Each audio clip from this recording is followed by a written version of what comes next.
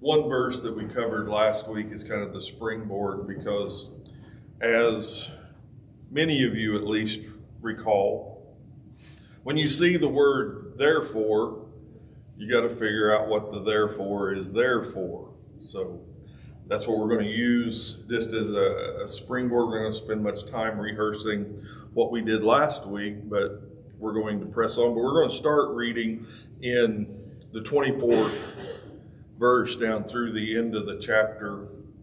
And this is going to be solidly pointed against the worry of one's heart, that we're not to worry, that we're not to give way to anxious thoughts.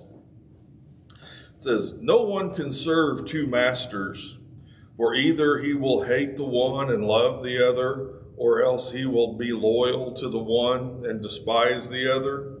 You cannot serve God and mammon. Therefore I say unto you, do not worry about your life, what you shall eat or what you shall drink, or about your body, what you will put on. Is not the life more than food, and the body more than clothing? Look at the birds of the air, for they neither sow nor reap nor gather into barns, yet your heavenly Father feeds them. Are you not of more value than they? Which of you by worrying can add 1 cubit to his stature? So why do you worry about clothing? Consider the lilies of the field, how they grow, how they neither toil nor spin. And yet I say to you that even Solomon in all of his glory is not arrayed like one of these. Now if God so clothes the grass of the field, which is today, and tomorrow is thrown into the oven, will he not much more clothe you, O you of little faith? Therefore do not worry, saying, what shall we eat, or what shall we drink, or what shall we wear? For after these things the Gentiles seek, for your heavenly Father knows what you need, knows that you need all these things. But seek first the kingdom of God and his righteousness, and all these things will be added unto you. Therefore, do not worry about tomorrow, for tomorrow will worry about its own things. Sufficient for the day is its own trouble." So we said that we're going to start by springboarding off of that verse that we have there at the end of, last week's message. We talked about no one can serve two masters. No one can, and whatever the master of an individual is, will also be that which they trust. So we trust God or we trust stuff. We trust God or we trust the provisions that we have in earthly terms. So that's the big choice. And what I wanted to point out, in addition to what we looked at last week on that, is this: that it's not possible not to choose. You cannot serve two masters. So there is a stark choice.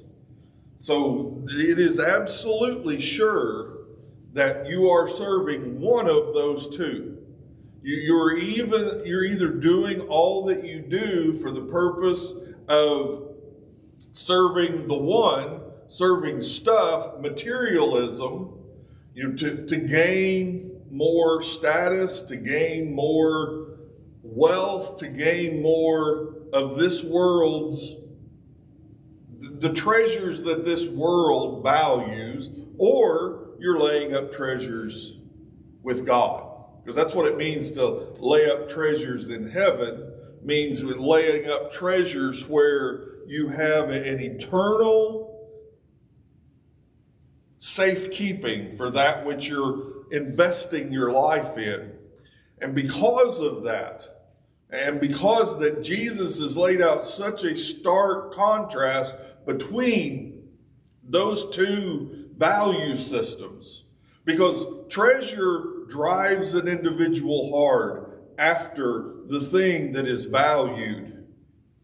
You see the people, I'm not sure, I've probably seen TikTok videos on other social media, but I've never been to TikTok itself. But you have the TikTok influencers, and they'll do whatever it takes to get the clicks, to get the views, to get the whatever it is, the shares of that, so other people see it. And they'll do whatever it takes to do. They're serving that notoriety. Some of them are able to turn that into a money-making proposition. I don't know how that works either, but they do. And since they do, then there's that component that can become a part of it. And they treasure that. They treasure that. I've spent enough time over the years on Facebook, and I don't post a lot there. But when I do, and something gets some kind of traction, and you see, oh, okay, not just the 6 people that always click like on everything I put out there. A lot of other people are sharing it. It's getting more, and there's a satisfaction that comes out of that could become something that you would treasure. There is something there. There is a draw there, and we are constantly in an atmosphere of this world in all of its pressures and all of its drive and everything that is valued by our culture, because we can't escape culture. We can go counterculture, but we can't escape the culture. So we are immersed in a culture that does not get us. They do not understand how that we value someone we can't see, and that how we live our lives with our main focus upon another life, that we're not nearly so concerned about how we fare here. It is the eternity that is beyond this life that is the greatest concern to us. So we live life differently. If we serve God rather than stuff, if we are not materialistic in our worldview, but we are God-centered in our worldview, then we're going to live life a certain way. So what Jesus then takes as the logical next step, therefore, don't worry about your life. Don't worry about what kind of food you're going to have. Don't worry about what kind of clothing you're going to have. Don't worry about what kind of shelter you're going to have. Don't worry about the stuff of this life, but seek first the kingdom. So let's go down through here, and we're just going to bring some light to a few different pieces of this. Therefore, do not worry about your life.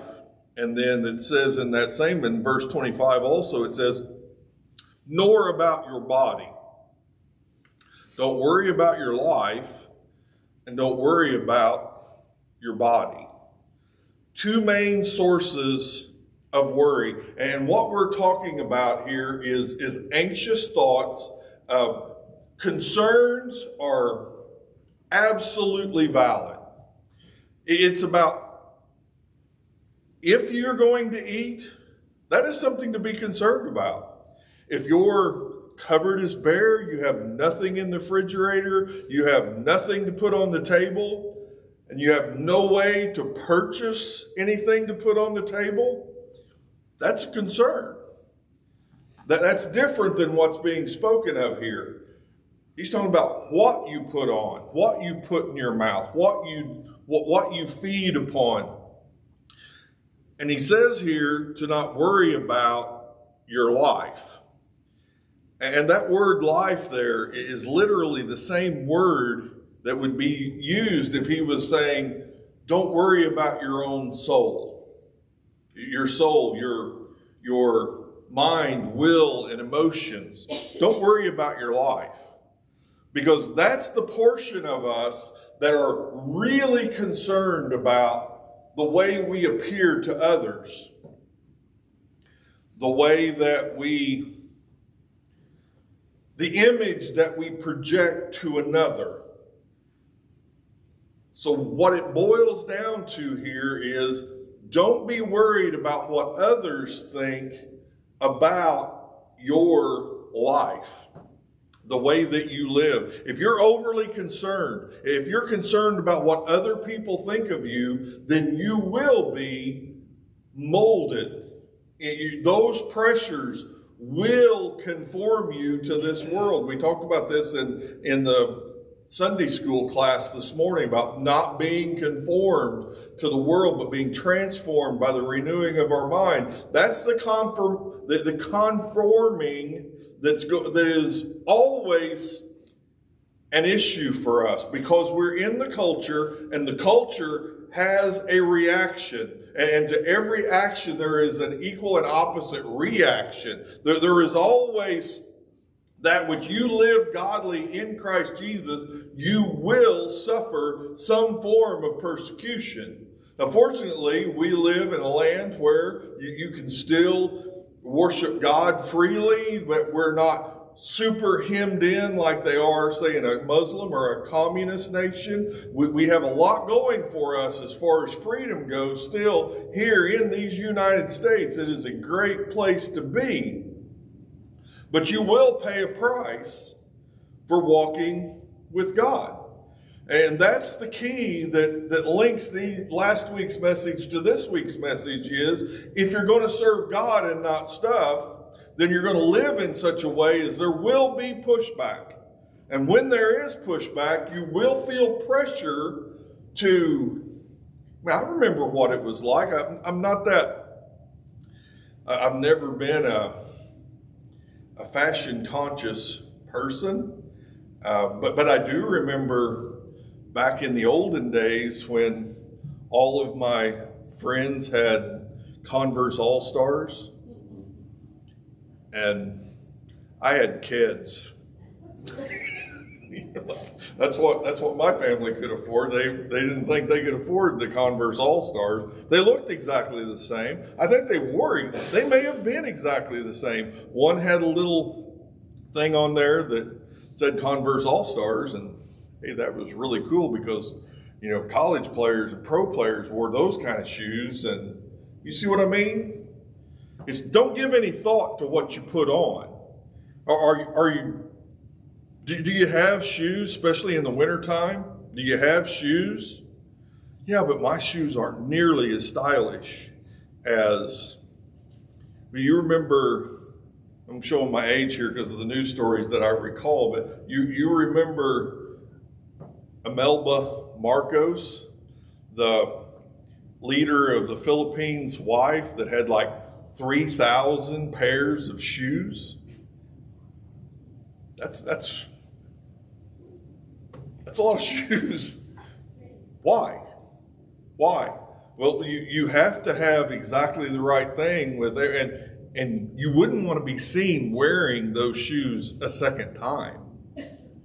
That would just be crazy. That is people, and typically, they had it because honestly they'd stole it, but something that I come across years ago that has been one of the guiding principles in my life in regard to these things is about status. And the way that I had status defined for me, it is spending money you don't have, buying things you don't need to impress people you don't know. It is being pressed into a cultural mold. If you don't have the right handbag, if you don't have the right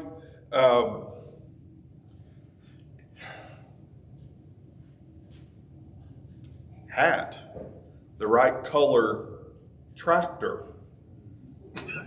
Oh yeah, we're getting there. We're going to go where it gets uncomfortable. Yeah.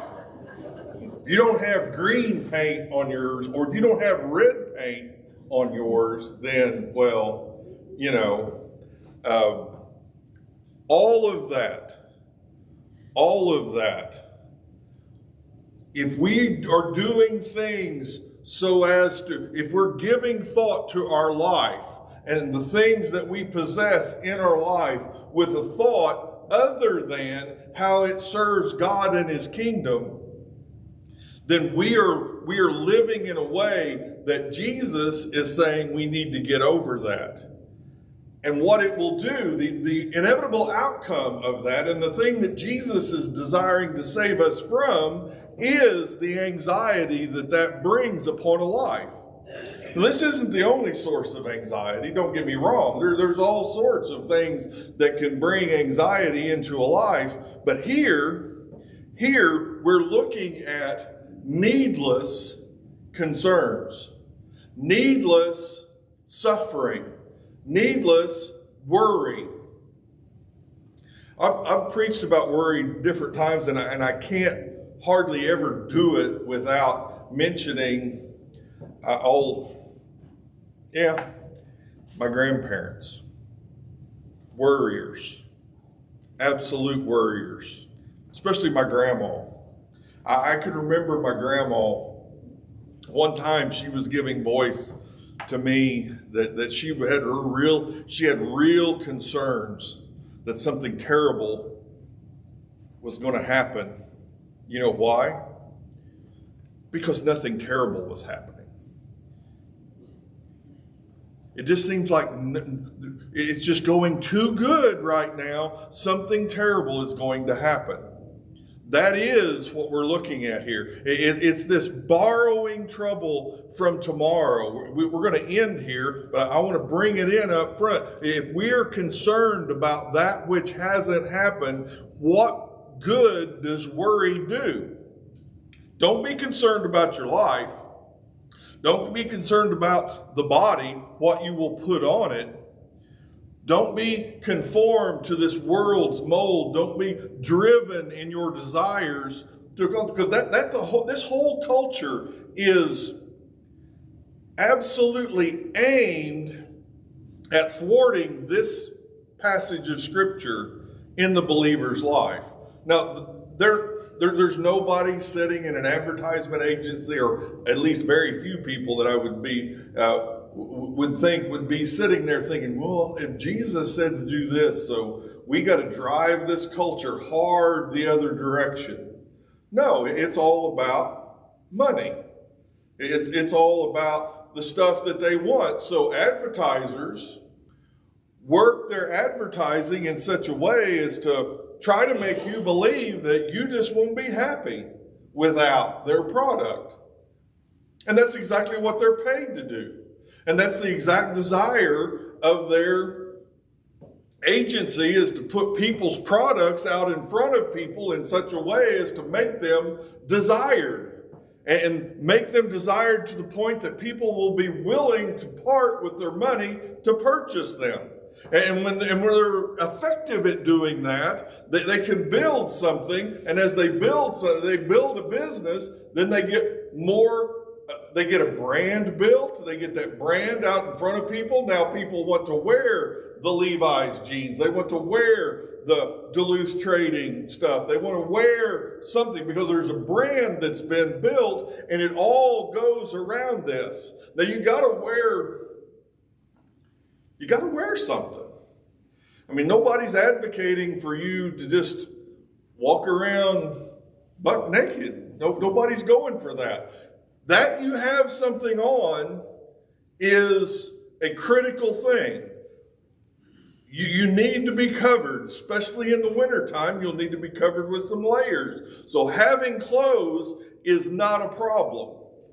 But being driven to have exactly this kind of clothes, because if I do that, I will fit in with this group, Those are unworthy things to be in our thought process. And Jesus desires that his people would be free from that kind of anxiety. You should be able to put on that which you have in your closet and go out into any social setting and give no thought to what people are going to think about the way that you're dressed.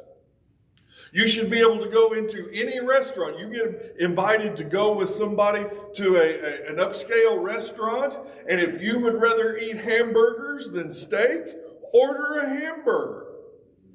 Eat the thing. Don't give any thought to what you're going to put in. Don't try to fit in. Don't eat the snails at the French restaurant just because everybody else is.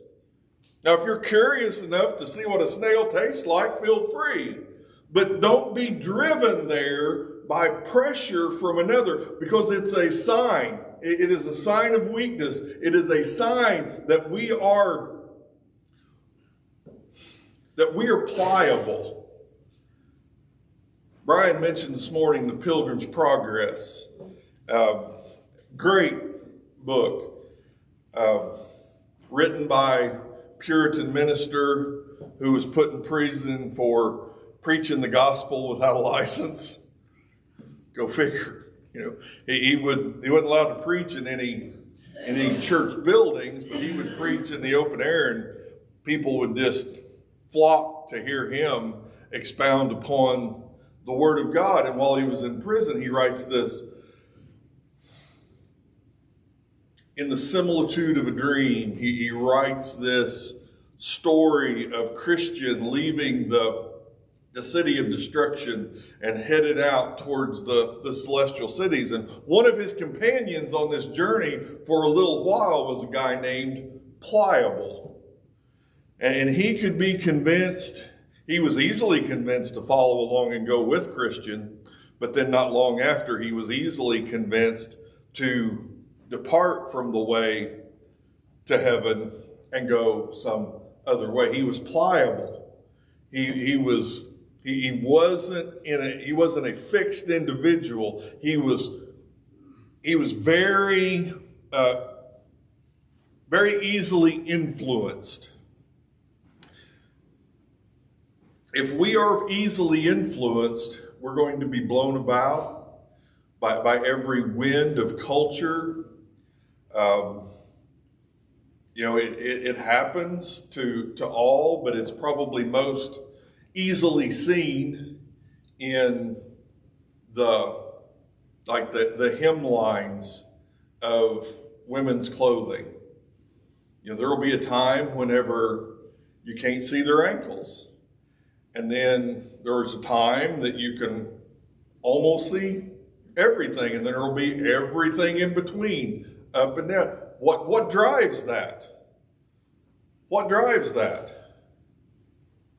It's driven by the culture. It's driven by advertising.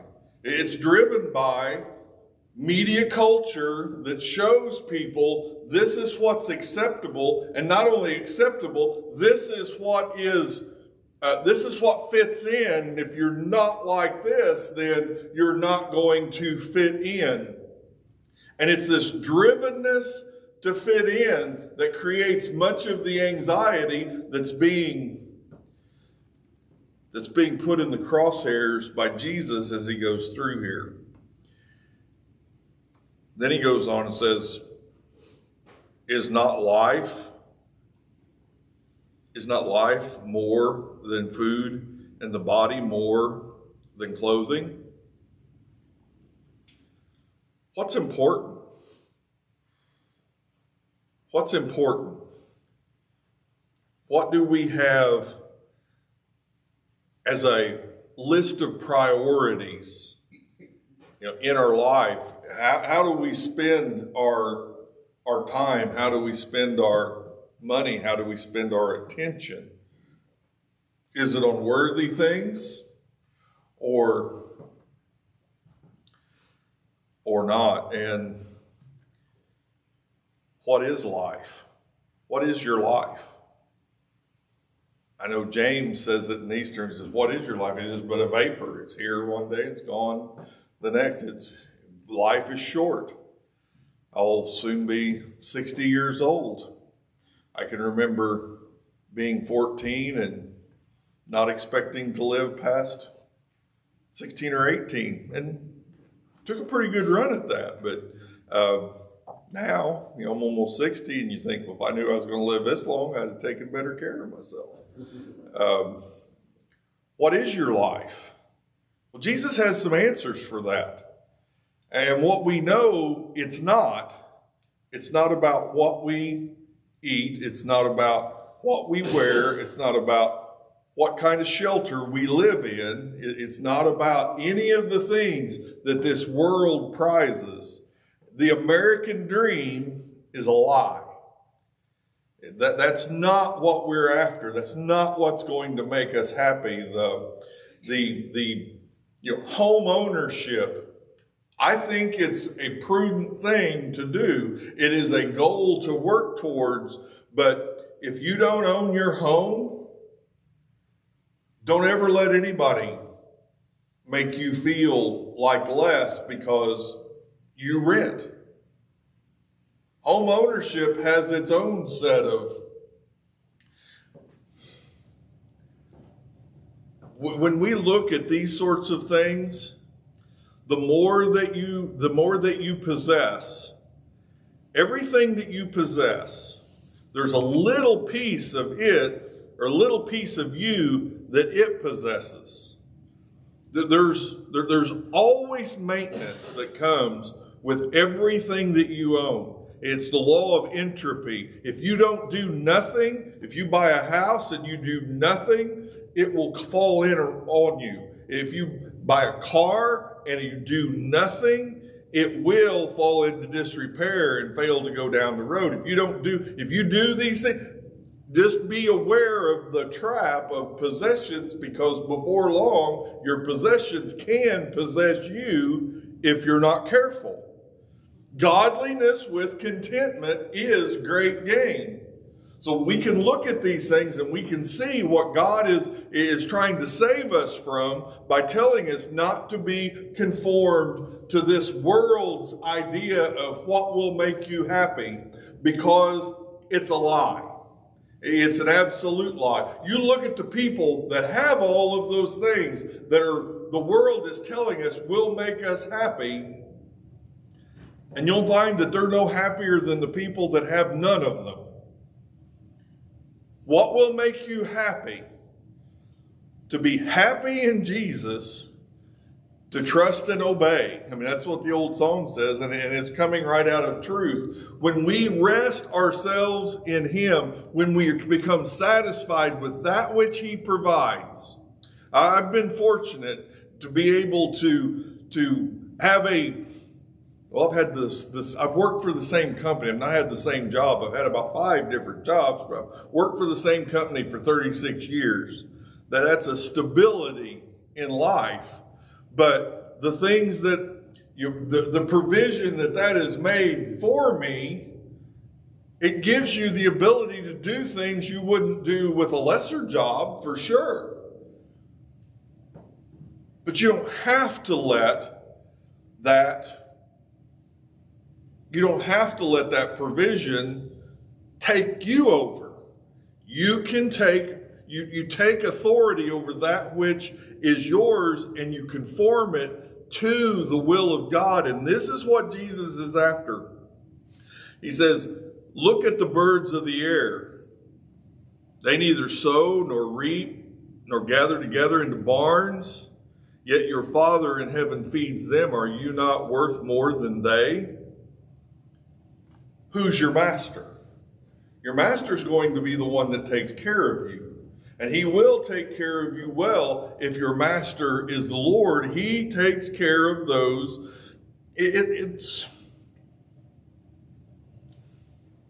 I'll just go ahead and use this just briefly to illustrate what we're talking about. There was a time a lot of years ago that I'm not even sure we had all of our children yet, but we had at least 1 or 2, and probably two, yeah, because we was living where we live now, so we'd had at least two. And we had this Pontiac Grand Am. It was a really nice looking car, and I had a job that was a decent, just factory job, production worker at a factory. So I was doing okay, but we were single income. I mean, Kathy did some babysitting, but not a real highly lucrative, but it was something she could do and stay at home with our kids. So we didn't have a lot.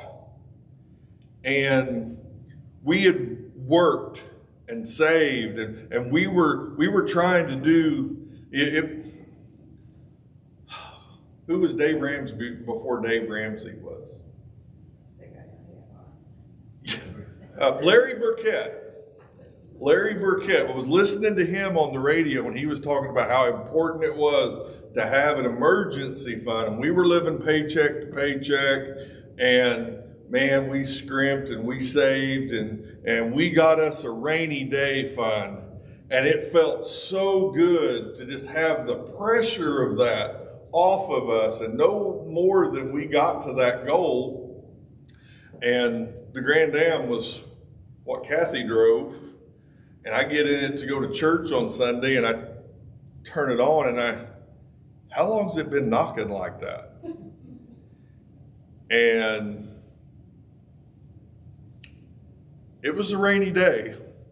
And it took everything that we had saved to do that. And I learned so much through the course of that, because the offense, I was offended at God immediately. Like he had somehow reached out his finger and made one of the pins that goes through your piston, one of the piston pins, made it get sloppy in one of there. And I thought, wasn't long, but it took a little while, but then it was like, okay, what did I save that for? And I learned that I hadn't saved that money for a rainy day. I'd saved that money so I would have a feeling of security, because it had performed exactly what it was supposed to. We had saved that up, and we had it there if we had some sort of a bill unexpected that came up, and we'd be able to take care of it. And we'd saved that up, and we had taken biblical principles and put them to work in our finances, and we'd saved that up. And then when we had the failure of the car, we had the money to pay for it. We didn't have to put it on a credit card. We didn't have to take out a personal loan. We didn't have to hit up family for something. We were able to take care of it because God had provided all the way through along, and we were setting it back. And then when that was taken away, what God revealed in that moment was, you were trusting that money and not me, or you wouldn't be upset now. You would be thankful that you had it so you could pay it. And from that point forward, savings took on a whole new, I had a whole new attitude towards it. Do we still put back for a rainy day? Yeah, and now I'm looking, the rainy day is going to be the desire to retire someday. That's really going to be a rainy day. So preparing for that, we're preparing for the future. We're doing things prudent in the area of our finances to try to prepare for that which is inevitably coming. And we're doing that sort of thing, but I broke the heart tie between what was in the bank and my own sense of security, because I was doing this. I was trusting in uncertain riches. I was trusting in that which I'd laid aside, and when it left, my feeling of security left with it. So that is what Jesus is attempting to save everybody from, is that anxiousness of having your confidence in uncertain riches, in what would be that, what are you trusting in? You can't serve two masters. Love the one, be loyal to the one. That's the desire of his heart. The next thing he says there in verse 27 and following, he reveals the powerlessness of worry and anxiety. He says, which of you by worrying can add 1 cubit to his stature? So why do you worry about clothing? Consider the lilies.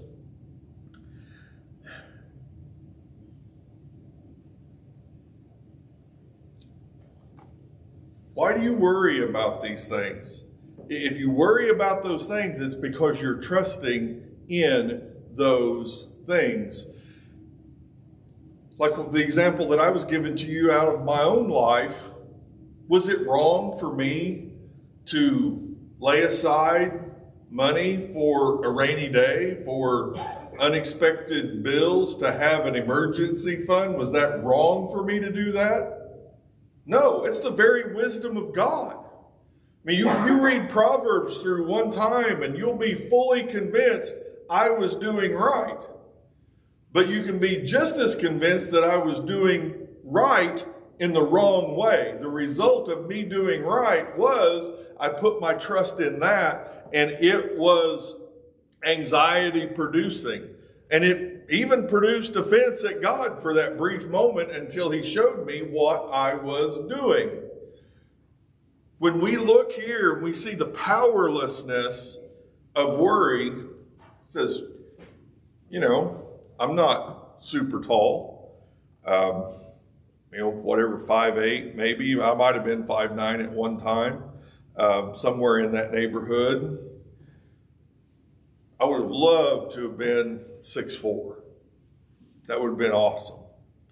Especially with the weight that I am now at 6'4", this weight wouldn't be that bad at 6'4", but at 5'8", works down a little bit. So what can I do about that? Would worrying, would self-hatred, would looking at myself in the mirror and thinking, man, if you were only 6 or 8 inches taller, if you were only, you name it. But does worrying about it change it? No. And then it goes on to say down at the end, don't worry about tomorrow. Don't worry about tomorrow. Today's trouble is sufficient for itself. Don't worry about tomorrow. Have you noticed, and like I said, coming from a long line of worriers in my more distant ancestry, how many of the things that they worried about ever actually happened? A very small percentage of the things that they worried about actually happened. Now, what was the source of much of their worry? They had lived through the Depression. They had met and courted and married during the beginning years of the Great Depression. They knew what it was to suffer want and need. Everybody has a junk drawer in the kitchen where it's kind of the catch-all. And I'd go in there to look for something at my grandma's house, and you would see, a piece of thread this long in there. You would see other sundry little things that you would think, what in the world is that doing in the junk drawer that's not even junk? But those were, you never knew. You never knew when you might need one of these things. Never threw anything away. You always saved everything because, now, granted, we've gone into the other ditch where, everything in life is disposable. But whenever you have little, when you've suffered want, there is a great deal of anxiety that attaches itself to a person when they realize that how uncertain that which they put their trust in. I look out over this congregation. I have no reason to believe that any of you have a great deal of your security rests in the value of the possessions that you own.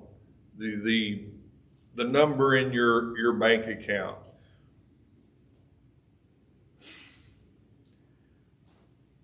Uncertain riches. That is something that is stated over and over and over in Scripture. Uncertain riches.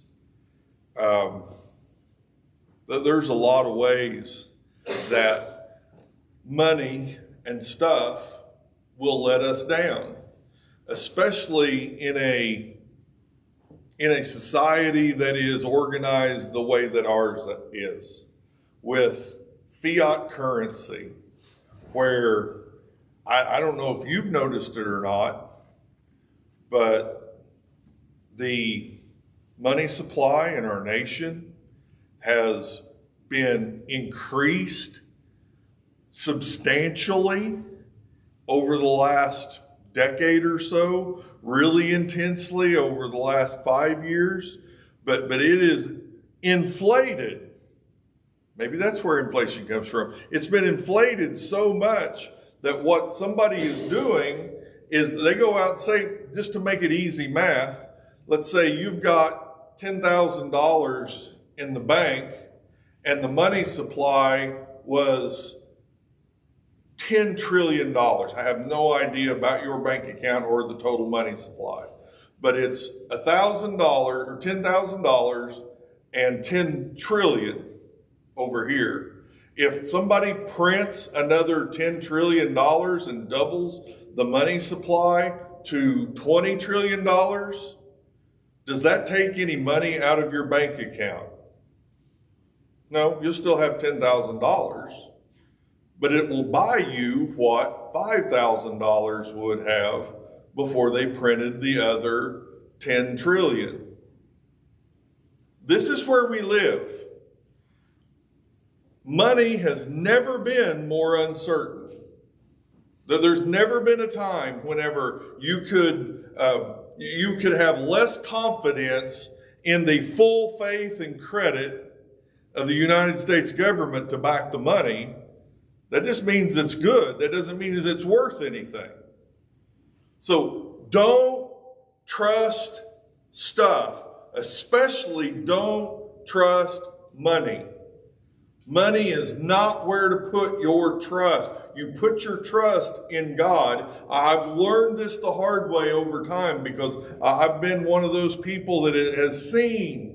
I've listened to people and I've learned things that just make me sure that we're coming in for a hard landing financially as a nation. We've made all the wrong choices for all the wrong reasons, and it will not land easy.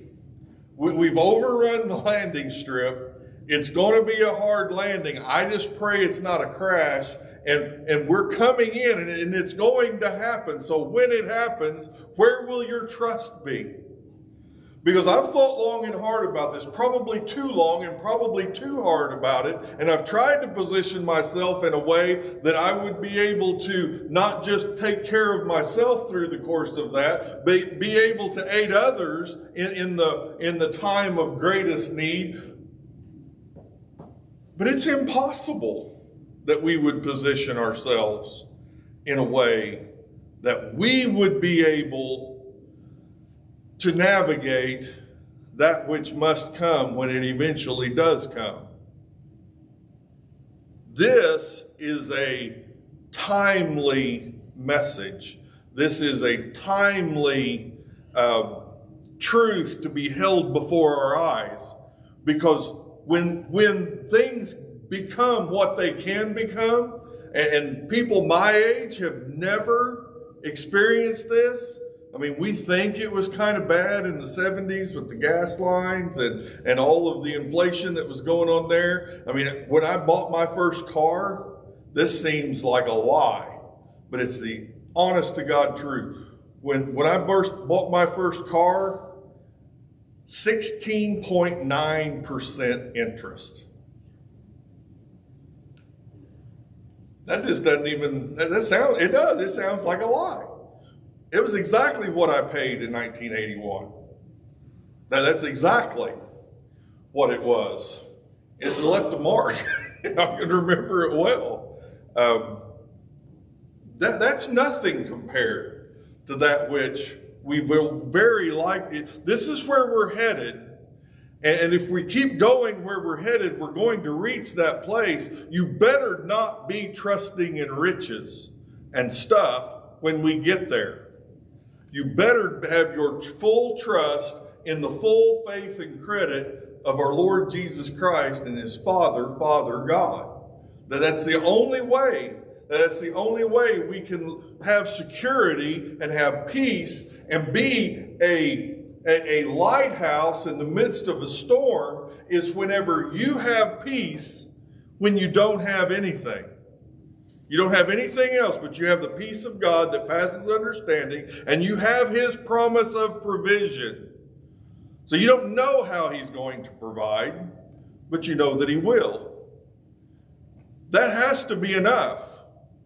That has to be enough. And there will be a day, sooner or later, there will be a day whenever that's exactly where you land. And you wonder how I say that with that kind of confidence.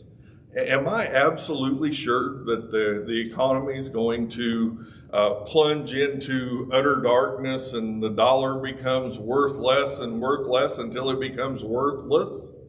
I have a lot of reasons to believe that. That's not even primarily what I'm talking about. There will come a day when you will need nor want anything that you have in your possession. Speaking of this world's goods, and it's the day you breathe your last breath. What you have 30 seconds after you have ceased living in this mortal body, what you have 30 seconds after that is all you really have now. It's all going away. That means if you're living paycheck to paycheck, and you have more bills than you can count, all your bills are gone whenever you pass from this life. If you have millions of dollars, all of that is someone else's. Now, should we have a desire to leave an inheritance to our children, to give them a leg up on wealth into that's all well and good. But what we're talking about is your individual life, and what you are building your life resting on. If you're building your life resting upon the kingdom of God, and you're living faithfully in the area of your finance, you're living faithfully in the way that you deal with all the pressures of culture trying to conform you to its pattern, its will, you successfully navigate all of that because you're totally invested in the kingdom of God. You're seeking the kingdom of God and his righteousness, and you're living life in that way. You're living life with the eternal view and the view beyond this life. Then when the end of this life comes, you have nothing to lose and everything to gain. But if you've sown your entire life into that which you could accumulate, building financial security and having your security in those finances, wealth will do you nothing in that day. Sometimes I loosely grabbed things out of my rather cluttered memory, but I believe it was Queen Elizabeth that said that she would give her entire kingdom, a kingdom upon which the sun never set. This was back in the Empire days of England, and the Queen of England said she would give it all for one more day when she was on her deathbed. All for one more day. It really brings riches into a focused view. Riches are a blessing, or at least they can be, if you don't trust them. If they are a tool in your hands, they are a blessing to you and to others. If they are your source of security, welcome to worry. You have a lot to be worried about because of the uncertain nature of that which you pushed your trust in. But if your trust is in God and He blesses you with riches, well, take one more opportunity to quote my father. I'm not sure where he heard it from, but Dad, he would always say, money won't buy you happiness, but it will make misery a whole lot easier to live with. So that was kind of and it's true. I mean, there's no virtue in poverty. You're not more virtuous because you're poor, and you're not evil because you're rich. It's all about your attitude towards the riches that you have or that you don't have. If you're poor and all you can do is envy the rich their riches, that's what's in the crosshairs here. If you're rich and you're putting your trust in those riches, it's the source of nothing but trouble.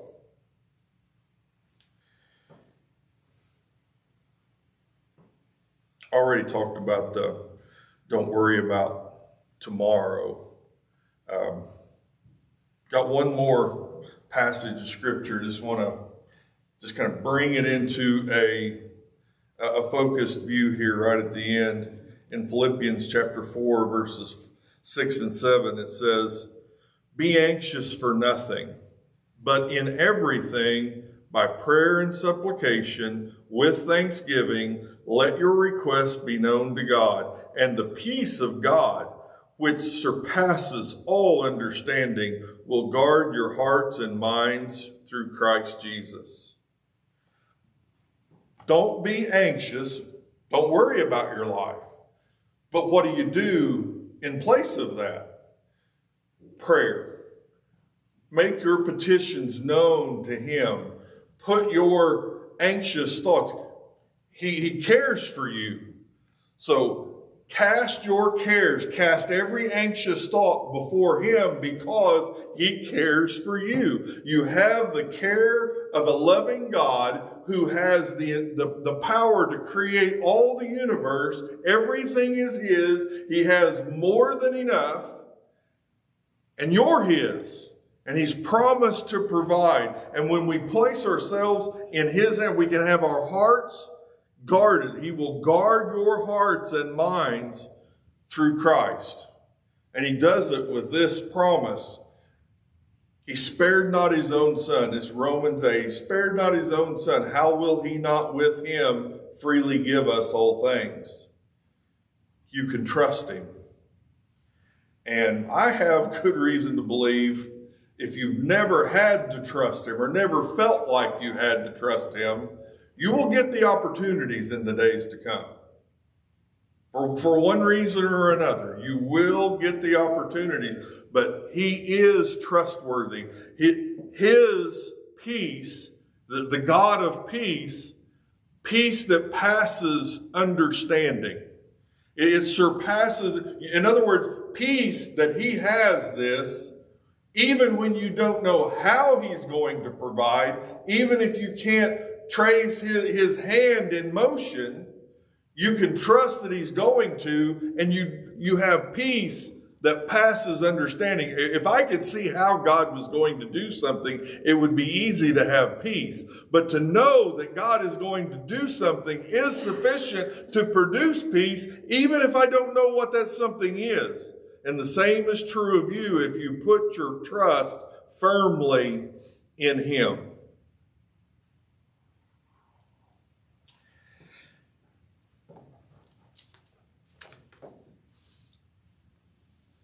Deanne, you want to come? And we're going to have a closing song. When I was preparing this message, I had the desire to sing an old hymn at the end of the song, at the end of the message today, to just kind of solidify all of this. Most of you will know it. It's page 197 in your hymnal. It is "What a Friend We Have in Jesus." And I want you to listen, and not just listen, but as you sing these words, let it be your prayer this morning. And if you have any kind of anxious thoughts, if this word from Jesus's Sermon on the Mount here touched some things, and you feel like you need to pray over those things right now, then you're welcome to come forward. We pray with you. Whatever you need to do as far as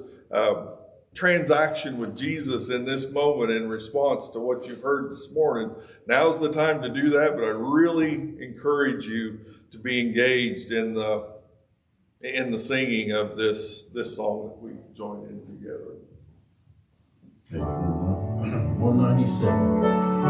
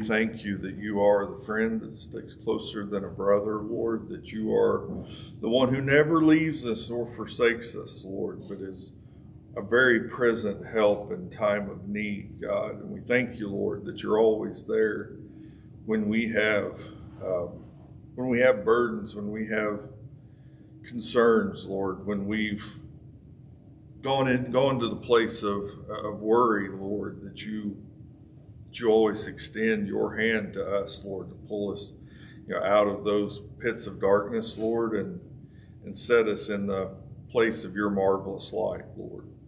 Lord, we just thank you for all of this in Jesus' name. Amen. God bless you.